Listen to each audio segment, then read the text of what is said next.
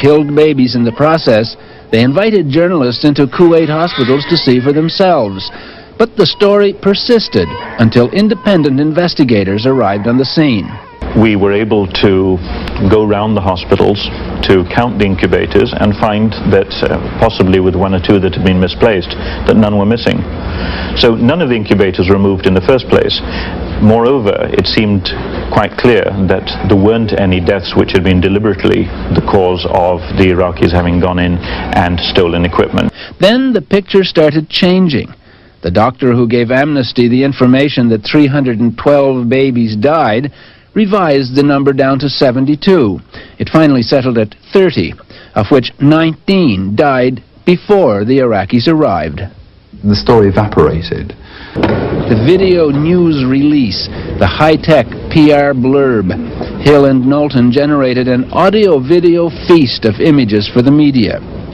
And one of the most compelling was Naira. I could not help but think of my nephew, who, if born premature, might have died that day as well.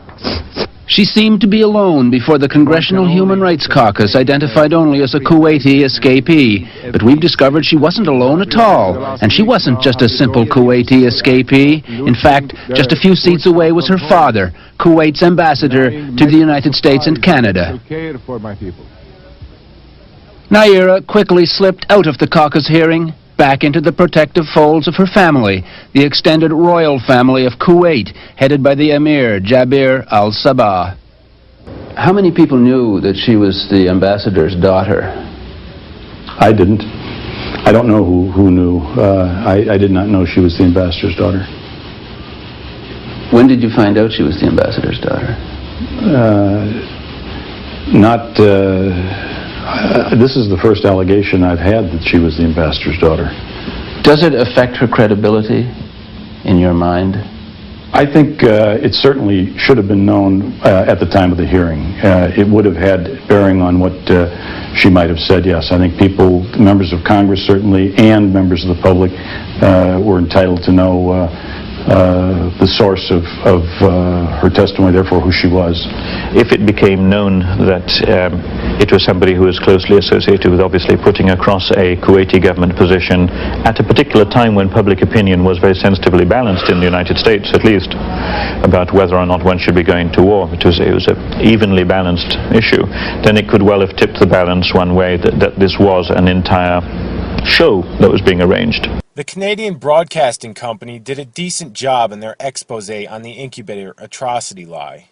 However, being part of the Jewish-dominated media, they missed many major points. For instance, while the non-Jewish Congressman John Porter was deliberately kept in the dark regarding Naira's identity, the Jew Tom Lantos knew all along that the Kuwaiti girl who spoke perfect English was in fact the ambassador's daughter. After the war, the New York Times ran articles condemning Lantos for conspiring with a public relations firm to knowingly produce false testimony, which pushed the U.S. towards war. Leave it to an expert, a Holocaust promoter, to fabricate wartime atrocity lies on behalf of Israel.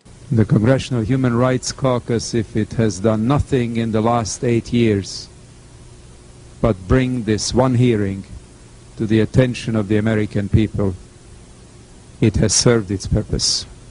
I want to thank all of you. This hearing is concluded. That concludes this hearing of the Congressional Human Rights Caucus. Join us later tonight for a speech to Britain's Conservative Party conference by Britain's Prime Minister Margaret Thatcher.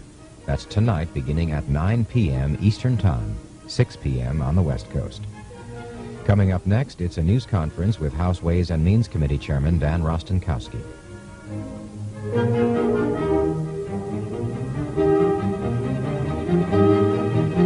Another major point mainstream investigative journalists missed was that Naira wasn't the only one coached to tell lies at this hearing. Let's rewind. Listen.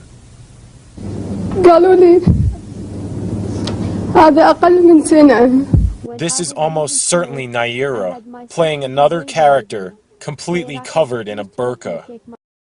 Baby atrocity lies. Something Jewish Holocaust promoters have used to great effect for decades.